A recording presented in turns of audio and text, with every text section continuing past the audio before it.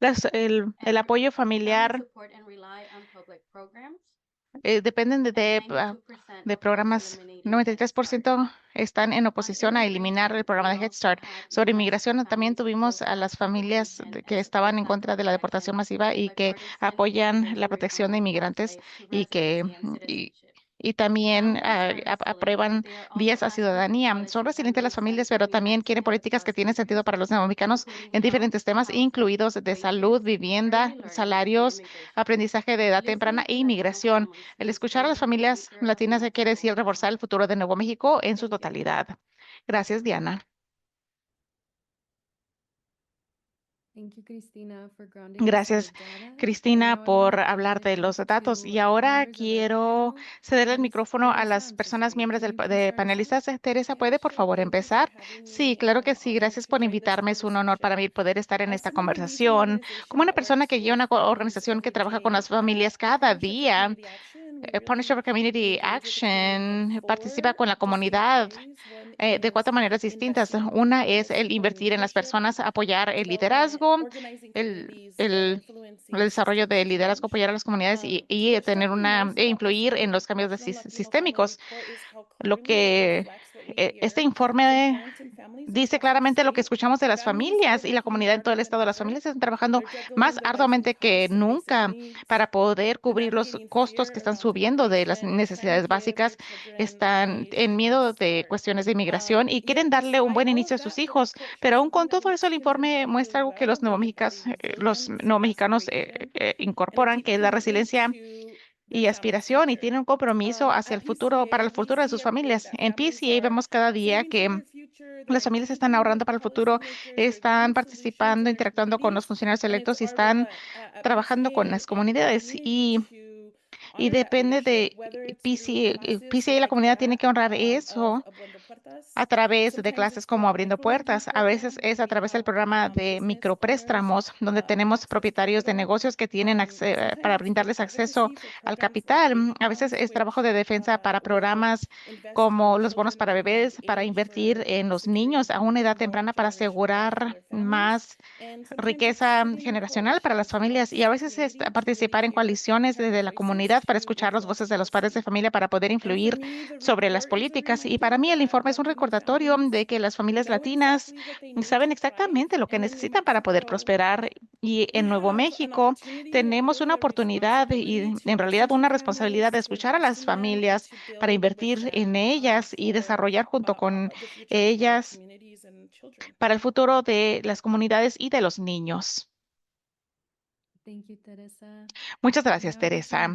Y ahora quiero pasarle el micrófono a Lori para que se presente y hable sobre su trabajo que realiza en Las Cruces.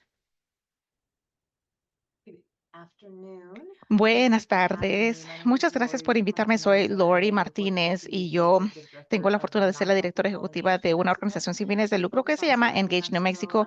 Nos enfocamos en el sureste de Nuevo México, en el condado de Doña Ana, en particular, donde 45.6% del condado habla idiomas que no son el inglés en sus hogares. Y Nuevo México ya tiene una alta población de latinos, pero en el condado de Doña Ana es más alto, al 68%.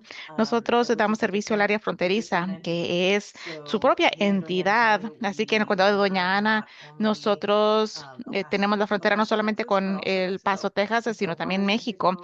Así que Juárez, México, El Paso y el condado de Doña Ana, el área de Las Cruces, y también son su propia entidad. Muchas personas en el norte de Nuevo México no se dan cuenta de que estamos en diferentes mercados. Nosotros no tenemos diferentes fuentes de noticias, por ejemplo. Así que los problemas a los que nos enfrentamos aquí pueden tener diferentes matices o pueden ser diferentes, por ejemplo, en temas de inmigración, donde muchas personas no se dan cuenta que dentro de 100 millas de la frontera nosotros tenemos diferentes derechos a lo que ustedes tienen si están a más de 100 millas lejanas de la frontera.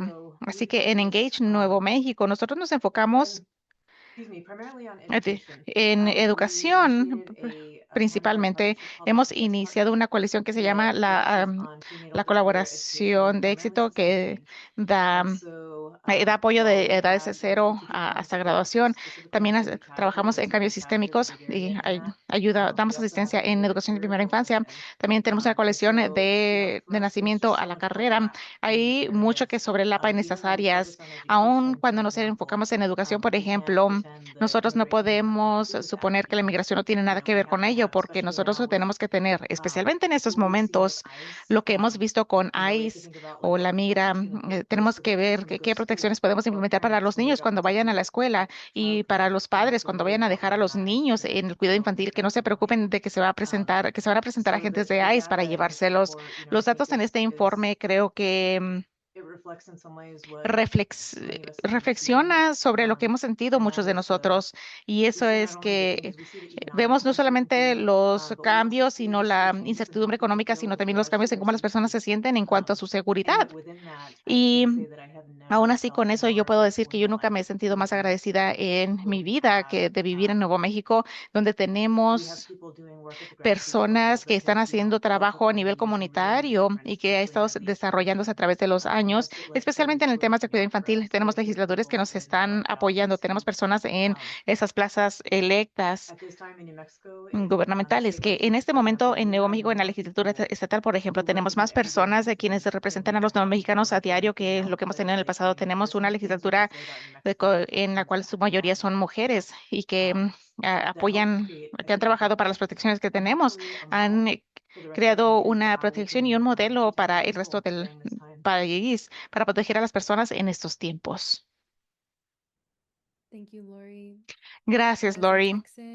Como una persona tejana, puedo decir que nosotros sí miramos hacia Nuevo México, nuestro vecino, para ver qué es posible. Así que yo definitivamente aprecio esa aportación, y yo quiero recordarle a las personas de que pueden utilizar la función de Q y A para escribir sus preguntas.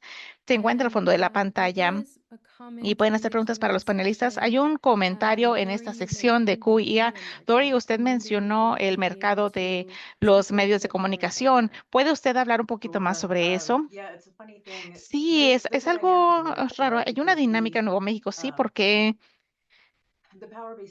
el, el poder de Nuevo México está en Santa Fe y Albuquerque, y allí es donde está la mayoría de la población. El condado de Doñanes es la ciudad segunda con más población, la segunda ciudad con más población, pero en el norte de Nuevo México, y creo que hasta en Socorro, reciben sus noticias de los medios de comunicación de Albuquerque, y nosotros estamos recibiendo las noticias del Paso y del área fronteriza. Así que hay una dinámica diferente cuando está uno en el área fronteriza.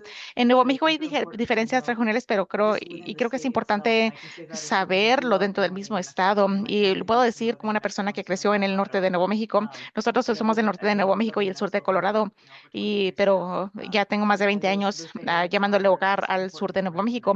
Es importante reconocer las diferentes dinámicas. Muchas gracias. Y ahora yo quisiera para pasarle una pregunta a Teresa. El informe muestra que 34% de las familias latinas están recortando en las actividades familiares o de los niños debido al incremento de costos y el incremento de costo de vida. ¿Qué políticas o inversiones podrían ayudar a las familias a alcanzar la seguridad económica? Gracias, Diana. Esto es muy importante porque estas son dólares que están afectando a las familias cada día y están afectando su habilidad de poner la comida sobre la mesa. Hay políticas que podemos implementar en este momento y algunos de los legisladores estatales y senadores y políticos han hecho esto en Nuevo México. Cosas como invertir en viviendas asequibles y asegurarse de que las personas tengan acceso a los recursos para poder comprar un hogar o para asegurar el tener una vivienda. En Nuevo México, $110 millones fueron lo que se invirtió para vivienda asequible y de transición, así que ver cómo va a dar fruto ese trabajo este año, especialmente en este momento en el cual la vivienda es una de las necesidades más principales. También sabemos que hay una necesidad de proteger los programas de de alimentos suplementarios, SNAP. Nuevo México fue uno de los estados que dijo, vamos a proteger a las familias y su acceso a sus necesidades, para satisfacer las necesidades más básicas, pero hay programas que están a más distancia, pero que pueden hacer una gran diferencia. Por ejemplo, los programas de transferencia de efectivo o de ingreso garantizado básico, que les ayuda a tener acceso a dólares que les puede permitir tomar decisiones, por ejemplo, poder pagar el mantenimiento de un carro o gastos médicos. Y luego hay programas de políticas que pueden invertir en los niños en el futuro. Uno de esos que le importa mucho a PC son los de los bonos para bebés, que es una inversión en un niño desde el nacimiento. Es una inversión pública que le permite que vaya subiendo esta inversión hasta que el niño ya sea mayor de edad de 18 o 21 para poder cubrir ya sea su educación, comprar una vivienda o invertir en su retiro a largo plazo o poder empezar un pequeño negocio. Esos son el tipo de cosas que pueden cambiar la riqueza generacional, pero también pueden cambiar la manera en la que nosotros vemos cómo se realizan los ciclos de pobreza para las familias de generación tras generación. Así que claro que hay maneras en las cuales podemos invertir en las familias el día de hoy. Nuevo México de veras está presentando y está realizando ese trabajo, pero hay maneras en las que tenemos que pensar sobre el futuro e invertir de maneras en las que nosotros podemos tener seguridad económica de aquí en adelante. Claro que sí, gracias, Teresa. Hay una pregunta en la función de Q y A. Dice que el informe muestra que 93% de las familias en Nuevo México quieren que sus hijos sean bilingües. Eso es más alto que la muestra nacional de personas que han respondido. ¿Qué eso significa esto para el Estado? En cuanto a cómo el Estado debe desarrollar el sistema de educación de primera infancia y el sistema de educación del Kinder al 12 para que pueda funcionar para las familias. Y esa pregunta se la pasa a Lori. Esa es una pregunta increíble. Para muchos de nosotros pensamos en esto también y hay muchas cosas que podemos estar haciendo, algunas cosas que ya se están realizando. Una, por ejemplo, es en educación de primera infancia. Nosotros sabemos que el 14% de la fuerza laboral nació fuera de este país y para esto quiero decir que probablemente fue en México y son personas de habla hispana. Y creo que aquí en el condado de Doña Ana tenemos casi 50% de la población que habla un idioma que no es inglés. En su hogar tenemos familias que dicen, esto es importante para nosotros, queremos seguir con el bilingüismo y sabemos mucho más sobre el cerebro de lo que sabíamos hace 20 años. Y sabemos que los niños que crecen siendo bilingües es un impacto increíble en el desarrollo del cerebro. Y esto es les ayuda no solamente en la niñez, sino más adelante en su vida. También les ayuda con las preguntas de identidad que empezamos a ver que surgen en la educación del Kinder al 12. Preguntas de identidad que las personas pensaban que eran opcionales. Ahora sabemos que tienen impacto sobre su educación y los resultados a través de sus vidas. También en Nuevo México tenemos, y de hecho tenemos una demanda que se llama la demanda de Martínez Yazzi, que surgió porque la Constitución estatal tiene un mandato que dice que cada niño tiene el derecho a tener una educación equitativa y nos dimos cuenta que no estábamos haciendo eso para los niños, específicamente para los niños de bajos ingresos, los niños indígenas y los que aprenden inglés como segunda lengua y los que tienen discapacidades de aprendizaje. Es importante que apoyemos cosas como programas de 2 idiomas en las escuelas, pero que no esperemos hasta el sistema escolar del kinder al 12, sino que tenemos que apoyarlo en educación de primera infancia también. Eso quiere decir el apoyar a la fuerza laboral. Me referí a cuántas personas de la fuerza laboral de educación de primera infancia son de habla hispana solamente y que nacieron fuera del país. Y nosotros dependemos de ellos, los necesitamos, pero también si uno es una educadora de primera infancia en Nuevo México y usted habla español solamente, uno se enfrenta a una barrera ya cuando llega a el título de asociado, porque ya no puede avanzar más allá. Así que necesitamos programas de educación superior bilingües. También si es una proveedora de cuidado infantil, la mayoría necesitan una credenciación que se llama el Certificado de Desarrollo de Niñez. Si es una persona de habla hispana, tiene acceso limitado para eso. Así que la educación superior está avanzando poco a poco, pero tenemos que tener ese tipo de apoyos en múltiples idiomas para las familias, pero también asegurarnos de estar apoyando a la fuerza laboral que proporciona esos servicios que se requieren. Creo que Lori capturó eso de una muy buena manera. Una de las cosas que está celebrando Nuevo México en este momento es el aviso de que tenemos cuidado infantil universal para las familias de nuestro estado. Y con eso viene una oportunidad vital e importante que tenemos que asegurarnos de tener acceso al cuidado infantil, asegurarnos de que haya lugares para que los niños puedan ir para poder recibir ese cuidado. Y la manera en la que el Estado y la comunidad y los miembros han visto que eso es posible es el invertir en más proveedoras con licencias y educadas, incluidas las proveedoras en el hogar.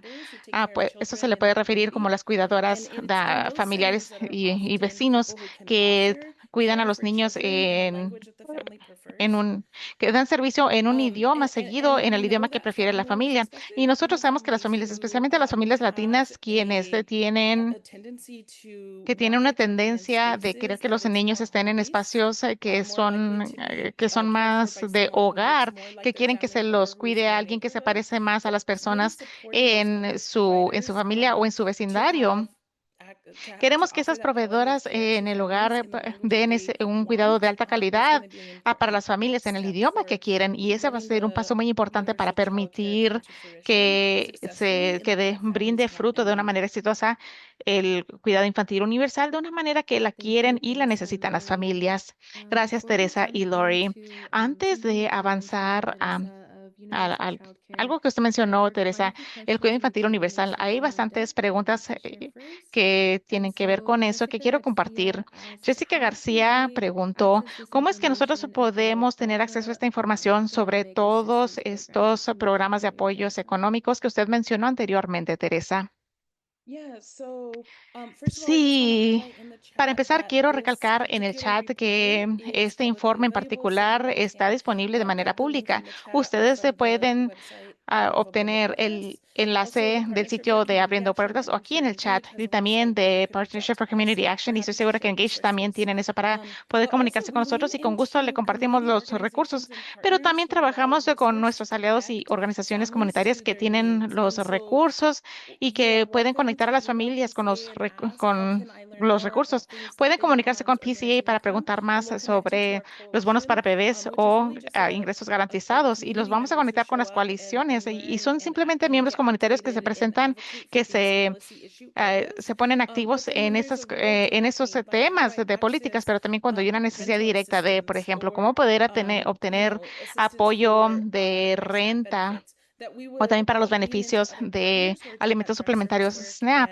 Nosotros trabajamos con nuestros aliados, quienes hacen este trabajo directo y los podemos mandar a esas o comunicarlos con esas personas. Gracias, Teresa. Hay una pregunta para Lori.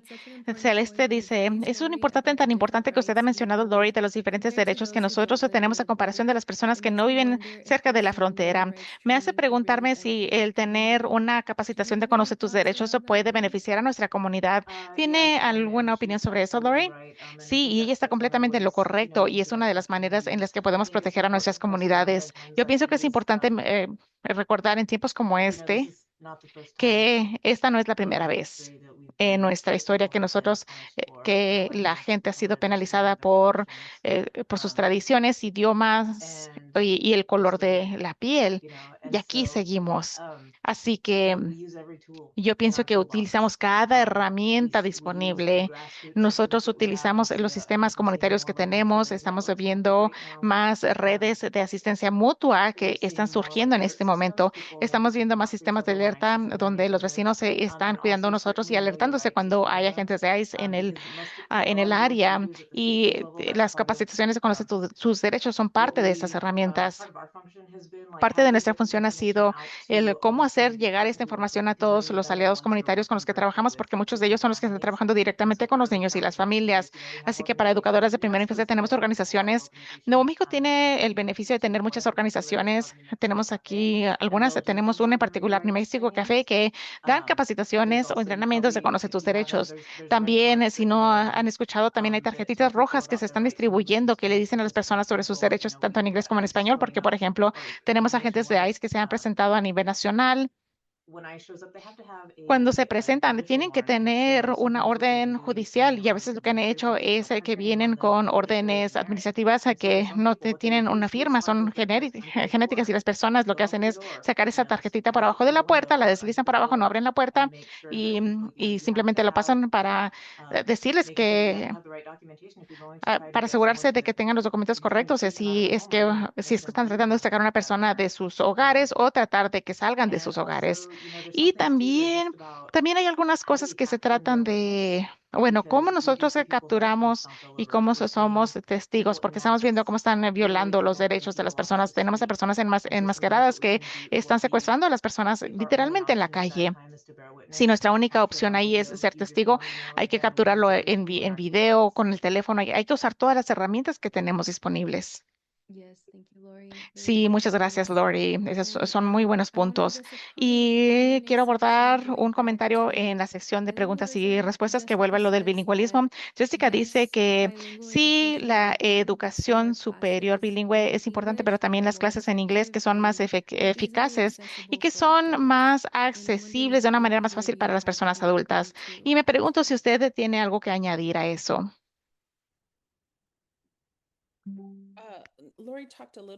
Lori habló un poquito de esto, en particular cuando nosotros nos ponemos a pensar en las personas proveedoras de cuidado infantil, que es parte del trabajo que nosotros hemos hecho en colaboración con otros.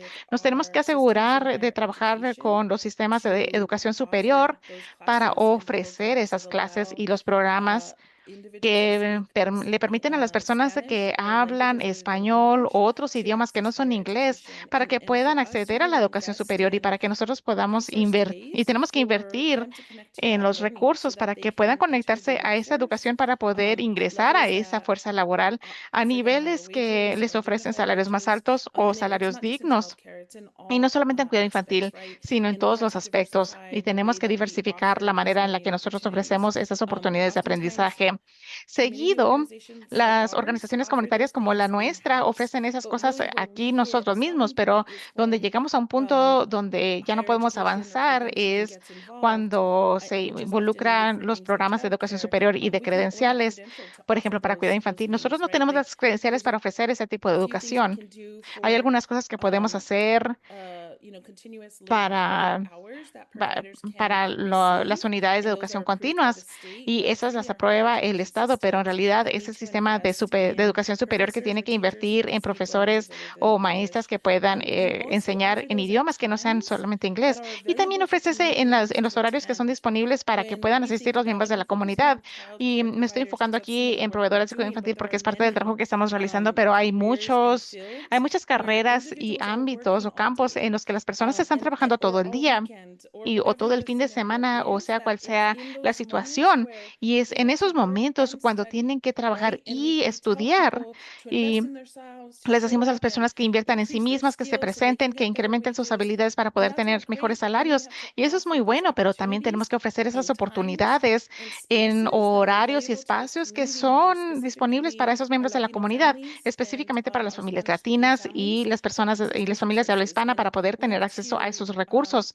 Y nosotros tenemos que proporcionar esas oportunidades para ellos. La única cosa que yo añadiría, y lo que quiero añadir es que Teresa habló de ofrecer en diferentes formatos y lugares, y claro que para educación superior, pero por ejemplo, aquí en el Distrito de Escuelas Públicas de Las Cruces tienen centros de bienvenida donde tienen clases de inglés para las familias. Y hay que pensar tenemos los lugares de educación formales a los que estamos impuestos, pero también tenemos que ver qué es lo que funciona para las personas, que encaje con sus horarios si están trabajando, si tienen familias y también donde se puedan sentir seguros. Hemos visto como 2 semanas después de que empezó la nueva administración que las personas ya estaban empezando a dudar de llevar a los niños a la escuela o servicios de cuidado infantil y eso fue solamente a las 2 primeras semanas. Entonces tenemos que pensar qué se puede ofrecer en línea de manera virtual. Aquí nosotros utilizamos las promotoras o Community Health Workers en inglés, se les llama promotoras porque son las mensajeras conocidas y de confianza en la comunidad. Tenemos que pensar cuáles son los espacios en la comunidad donde las personas pueden obtener los recursos que necesitan, pero también que se puedan sentir más seguros. Sí, gracias a las dos por esas perspectivas y no puedo estar más de acuerdo que hay que ir a la comunidad donde se encuentra para asegurarnos de que los servicios sean accesibles y eso es lo más importante. Tenemos otra pregunta en el chat de una persona anónima y se la voy a ofrecer a las dos. ¿Qué pueden hacer, qué pueden aprender otros estados sobre cómo Nuevo México ha podido obtener el acceso de cuidado infantil universal y otras grandes inversiones? ¿Qué es lo que sigue para Nuevo México en cuestiones de cuidado infantil y el bienestar familiar? Gracias por la pregunta. Yo puedo hablar y yo sé que Lori también tendrá mucho que compartir. Yo pienso que aquí lo primero que quiero decir sobre cómo Nuevo México ha podido obtener el acceso a cuidado infantil universal es que esto no es algo que empezó en este momento, sino que empezó en realidad hace más de una década con organizaciones comunitarias, miembros comunitarios en todo el estado que estaban realizando trabajo de organización a nivel comunitario para poder obtener fondos a nivel estatal para invertir en educación de primera infancia. Nos tomó 10 años el poder obtener la primera enmienda constitucional en la boleta y se aprobó con más del 70% del voto para poder invertir en los niños en cuidado infantil, en el sistema de cuidado infantil en Nuevo México. Y ya cuando se votó a favor de eso en el 2022, eso nos dio la trayectoria para poder avanzar en la dirección, para poder proporcionar lo que se necesita para las familias y los niños. Y el cuidado infantil universal es solamente uno de los resultados que ha sido fruto de muchas maneras, pero sabemos que el cuidado infantil universal es una propuesta que le ahorra a las familias en $1,200 en promedio para cada niño, especialmente las niñas que tienen, las familias que tienen niños pequeñitos. Es, es más caro. El cuidado infantil es 10% más que la renta y más caro todavía que educación superior. Es importante que el sistema de educación de primera infancia se dé de manera que sea accesible en todo el estado para que las familias que más lo necesitan, las familias que están en áreas rurales del estado, puedan tener acceso al cuidado infantil. Y por esa razón va a ser muy importante que el estado también invierta en el apoyo de la apertura de nuevos centros de cuidado infantil o o hogares con licencia o registrados con el estado en lugares donde hay desiertos de cuidado infantil. Y para eso es importante invertir en los salarios dignos para la fuerza laboral. Todo el trabajo que hay que realizar para asegurarnos de que todo esto se pueda unir y con eso le permitiría a Lori que aporte.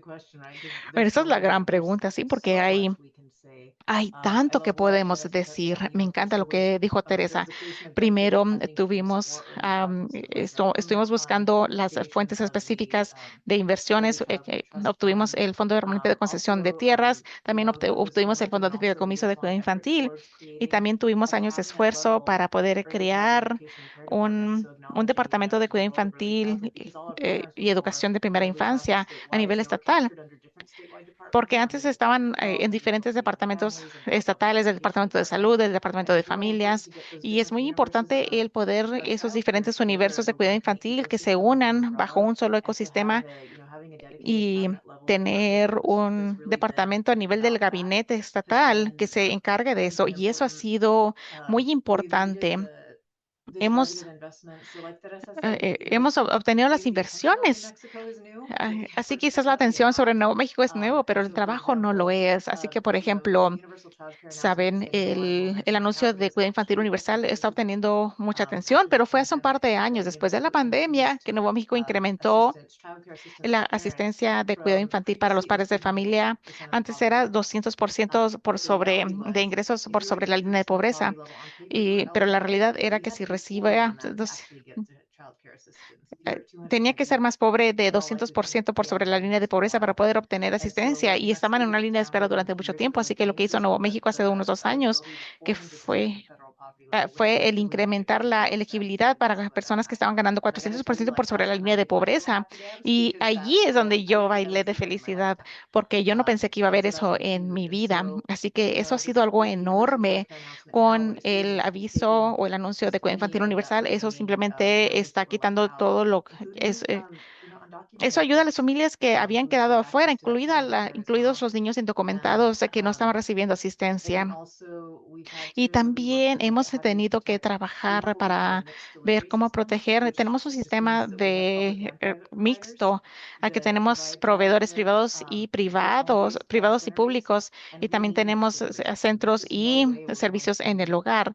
Así que no hay manera de poder satisfacer las necesidades de cuidado infantil si no tenemos una mezcla de proveedores públicos y privados, y que la asistencia de cuidado infantil sea legible en los diferentes formatos, y que sea que pueda servir a los diferentes programas.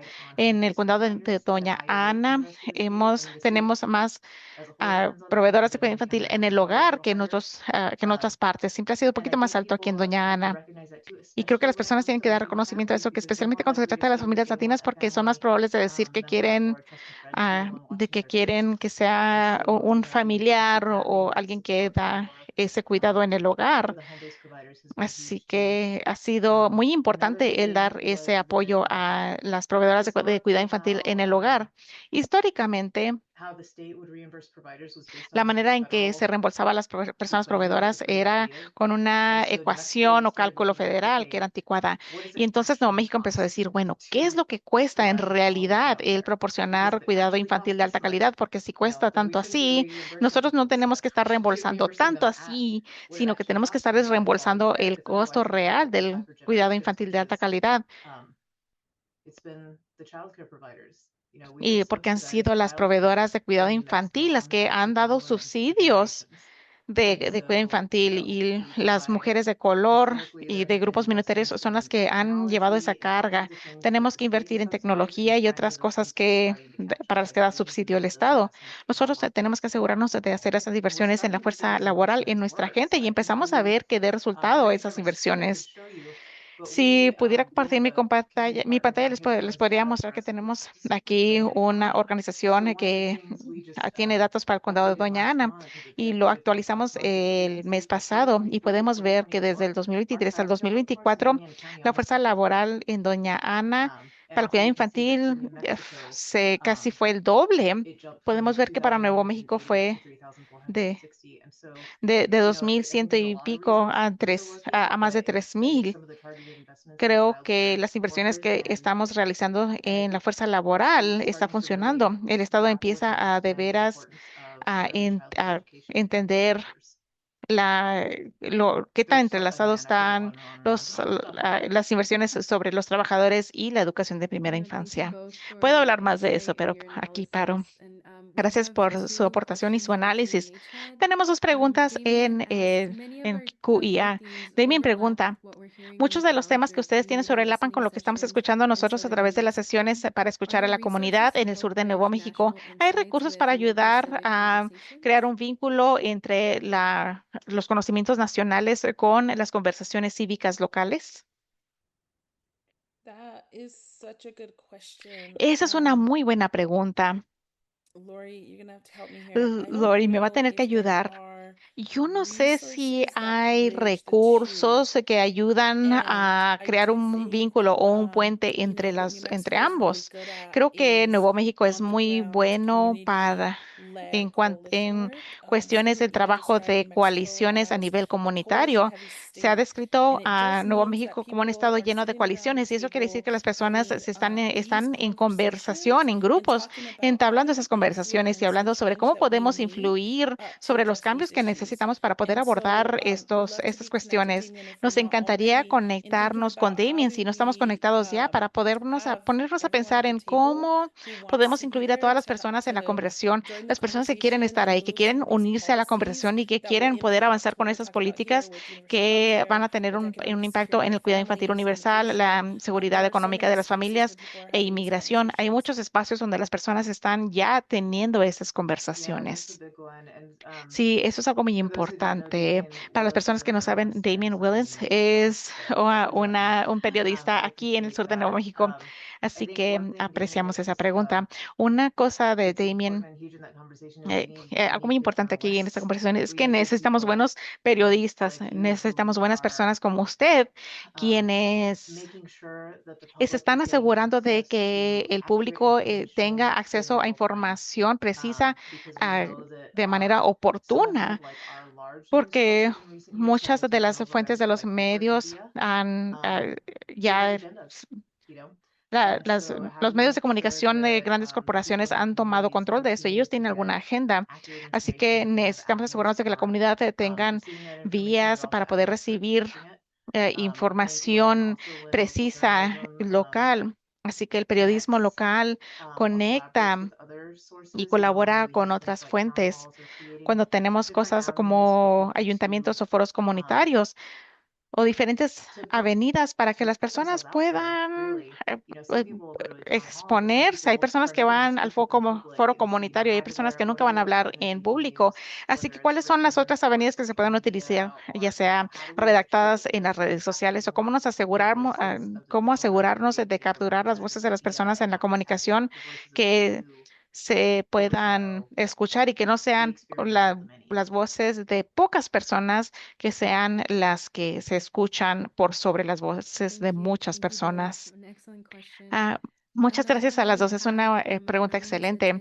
Tenemos otra pregunta de una persona anónima que dice, ¿qué estrategias o enfoques han encontrado ustedes que son eficaces para elevar las voces de las familias en Nuevo México, especialmente las personas que son fáciles de llegar a ellas o que no tienen acceso fácil a los recursos? ¿Cómo es que las organizaciones y funcionarios electos pueden asegurarse de que las familias sean escuchadas y se incluyan en la toma de decisiones?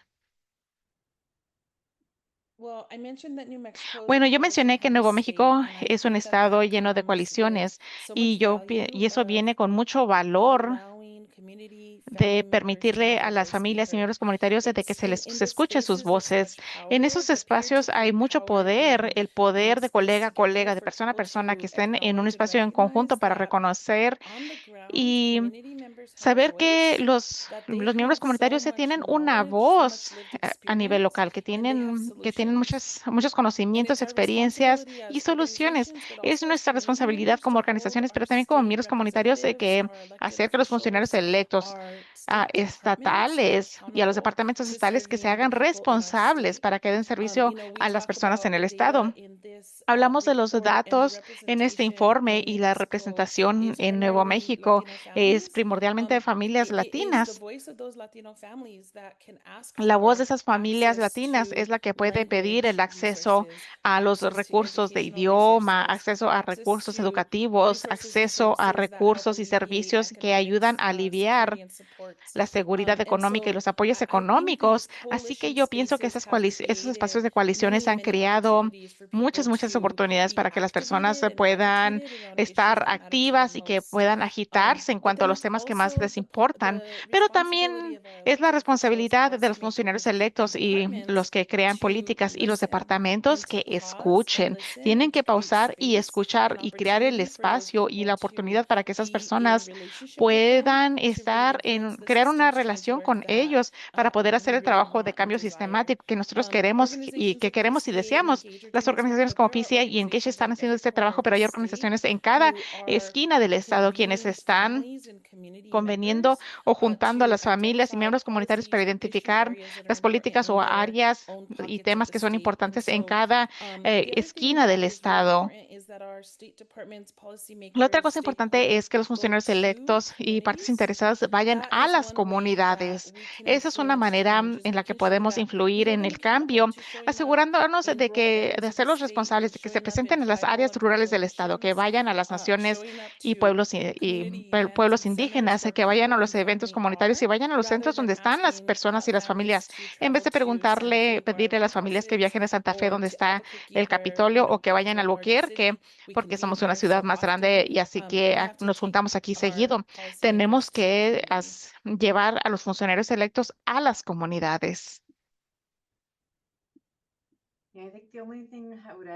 Creo que lo único que yo quisiera agregar es que las personas pueden utilizar sus voces individuales para para hablar con los funcionarios electos que se hacen disponibles al público en general, que todos deben hacer. Tenemos las voces individuales, pero lo que dijo Teresa del trabajo de coaliciones, algo poderoso de eso es que no hay que estar de acuerdo en todo, pero podemos ver cuáles son las metas en común y dónde pueden unir sus voces en conjunto, porque es una cosa si yo estoy sola con Engage New Mexico, si yo voy hacia un funcionario electo o a un cuerpo de toma de decisiones, pero es mucho más poderoso cuando tenemos una coalición con muchas organizaciones que dicen, hey, tienen que prestar atención a esto, las comunidades nos están diciendo esto, ¿por qué están haciendo aquello otro? Así que esa voz colectiva es un poder compartido. Una de las cosas que yo pienso que ha sido muy poderoso o empoderador en el trabajo de cambio sistemático es que hay que volver a pensar cómo pueden ser los sistemas. Hay que cuestionar cuál ha sido el estándar, cuál ha sido la jerarquía o la estructura estándar del poder y si ha estado funcionando o no. A veces ni siquiera preguntamos por qué han estado implementándose los sistemas de esta manera y cómo llegamos ahí para empezar. Y mucho de lo que hemos avanzado en educación de primera infancia en la última década ha sido porque decimos, bueno, hay cosas que no funcionan, ¿por qué seguimos con ello? Esto claramente no está funcionando para las personas, así que hay que hacer algo diferente. Y y creo que eso es algo enorme para las personas, que este trabajo es externo, pero también interno, el explorar qué es lo que nos prohíbe el ver a las personas nos prohíbe a las personas pensar de las cosas de otra manera, ya no pensar de lo que nos falta, pero cuando unimos a la comunidad y le damos voz, eso crea el poder. Y podemos empezar a pensar creo que por eso ese es el poder de unir a las personas y que tengan esas conversaciones, porque entonces ya le da uno la voz no solamente a las personas, a los problemas de las personas, pero también a las soluciones y sinergia de las personas, que no tendríamos si sería una sola persona. Yo sé que es una respuesta medio ambigua, pero sí hay un factor X en todo esto y usualmente es esa pieza de la comunidad. ¿Qué es lo que sucede? Que no es predecible a veces cuando reunimos a las personas para tener conversaciones. Estoy de acuerdo y gracias por la perspectiva. Quiero tener en mente todo lo que ustedes están diciendo sobre hacer que los funcionarios electos se hagan responsables y también la importancia de las voces de la comunidad y las organizaciones comunitarias y también avanzar a un tema que también resaltó en este informe, que es el tema de cuidado de salud. Mi pregunta es, las familias latinas en Nuevo México mencionaron mucha preocupación de la accesibilidad y asequibilidad del cuidado de salud. ¿Qué pueden hacer los funcionarios electos de Nómico para asegurarse de que haya cuidado de salud asequible y y qué pueden hacer las organizaciones para reducir estas presiones económicas? Gracias, Diana. Las personas no mexicas, los no mexicanos dependen de Medicaid al doble de la tasa a nivel nacional. Y dicen que es urgente, y muchos dicen que es urgente el bajar los costos médicos, y al mismo tiempo estamos en un entorno político en este momento en el cual hay decisiones políticas que se están tomando a nivel federal que están afectando nuestro costo de cuidado de salud, nuestro acceso de cuidado de salud y las tasas de seguro médico.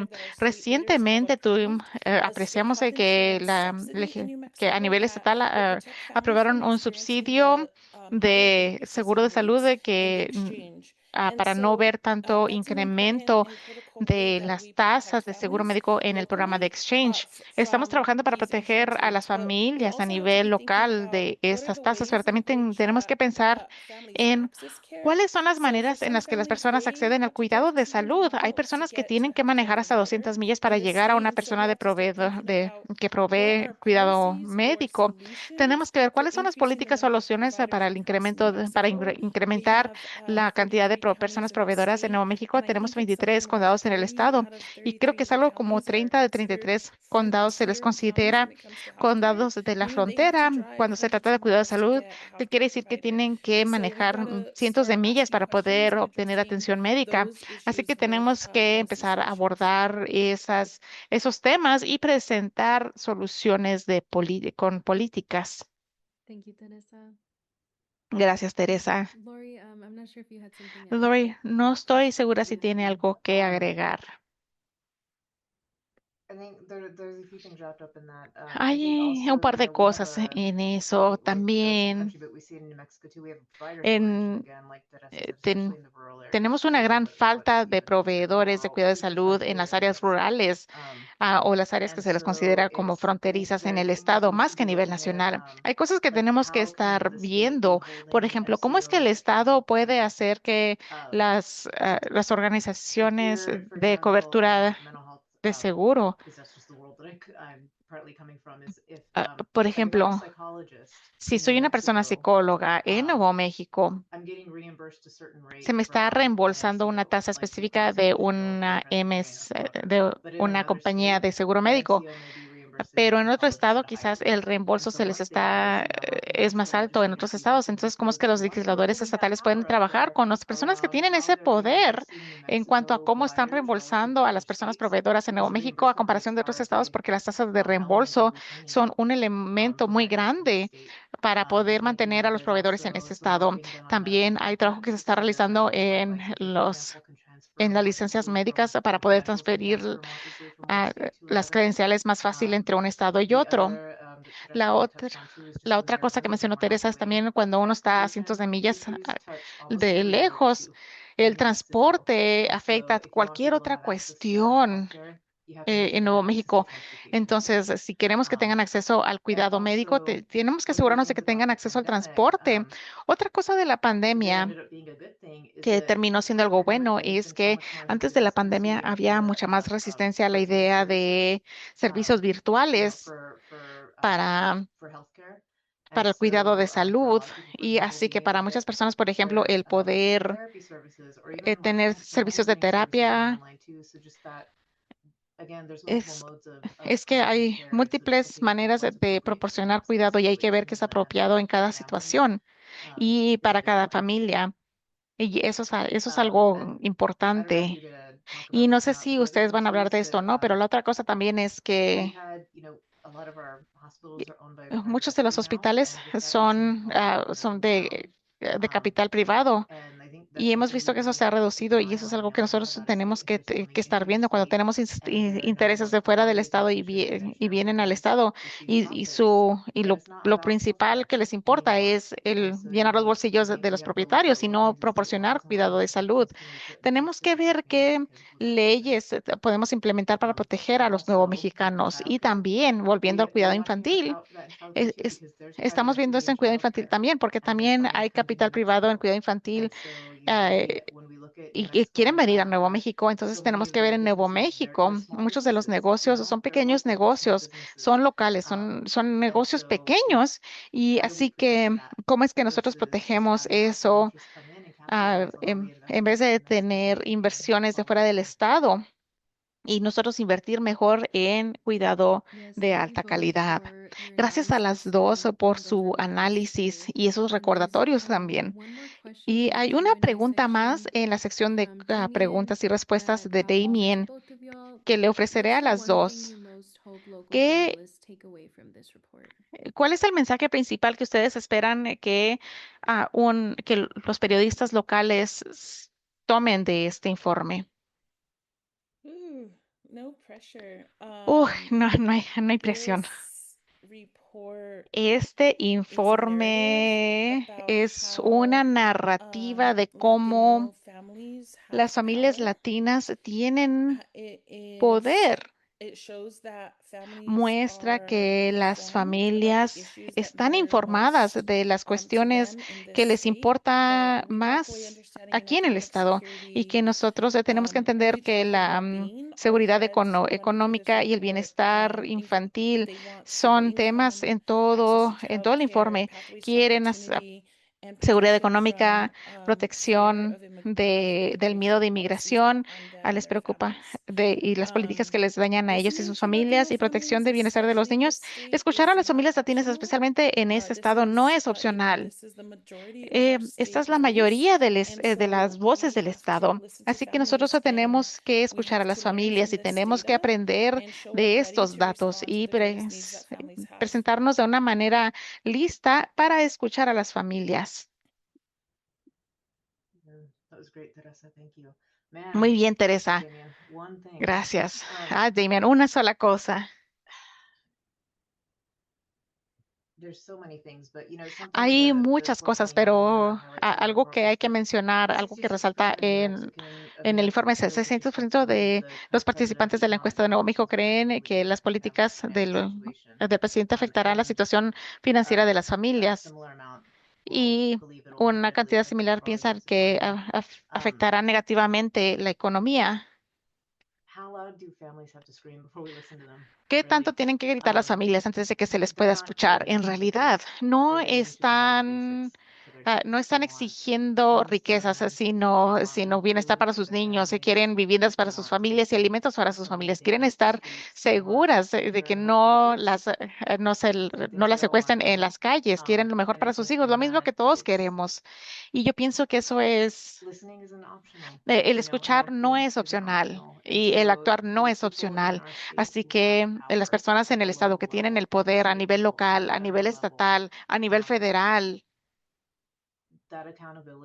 esa responsabilidad de asegurarse de tomar decisiones que beneficien a las personas de Nuevo México es más importante que nunca y eso incluye también a los periodistas que los hagan responsables, pero en realidad somos todos nosotros. Gracias a ambas, bien dicho.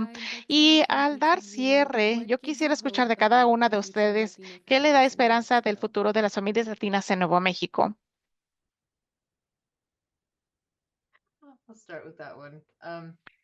Bueno, puedo empezar yo con esa. Somos nosotras, somos nosotros, nuestras comunidades. Yo hablé anteriormente de utilizar cada herramienta que tenemos disponible y algo que me da esperanza es porque vemos que las comunidades están buscando y usando todas esas herramientas. El cabildeo y el trabajo de defensa está ayudando a llegar a los funcionarios electos, sino también lo que nos han pasado los antepasados, las ceremonias tradicionales, los idiomas, los rezos, es el comunicarnos unos con otros dentro de la comunidad. Y como he dicho anteriormente, estoy agradecida de vivir en Nuevo México. Siempre he sido agradecida de estar aquí, pero especialmente en este momento estoy muy orgullosa del lugar donde vivo. Hay un sentido muy profundo de esa sensación de comunidad y relación en Nuevo México. Yo sé que cuando los colaboradores vienen de fuera del estado a Nuevo México y tienen la oportunidad de compartir el espacio con las familias y los miembros de la comunidad, eso es lo que ellos identifican, dicen, hay mucha conexión y relaciones bien enraizadas a profundidad aquí. Y eso me da esperanza porque una organización como PCA de veras quiere crear un espacio seguro para las familias para que se puedan presentar como personas líderes que son. Queremos desarrollar el poder con las familias y de veras permitirles que ellos nombren las soluciones. Ellos conocen las soluciones, tienen la experiencia vivida y al verlos que se presentan y ya listos y que están ya orientados hacia la creación de soluciones positivas para ellos mismos y para las generaciones que vienen, eso es muy inspirador. Tenemos el honor de poder hacer eso de una manera muy frecuente, así que está en lo que me da esperanza son esas relaciones y esas conversaciones. Muchas gracias a las dos y gracias a Cristina también por compartir sus conocimientos y liderazgo y de Unidos US por su colaboración continua. Es claro que las familias de Nuevo México nos están mostrando cómo se ve la resiliencia y nuestro trabajo colectivo nos ayuda a asegurarnos de que tengan un futuro más equitativo. Gracias a todas las personas por participar y a todas las personas que están viendo esta grabación. Les invitamos a que lean el informe en su totalidad y que sigan conectados con APOD para futuras conversaciones como esta.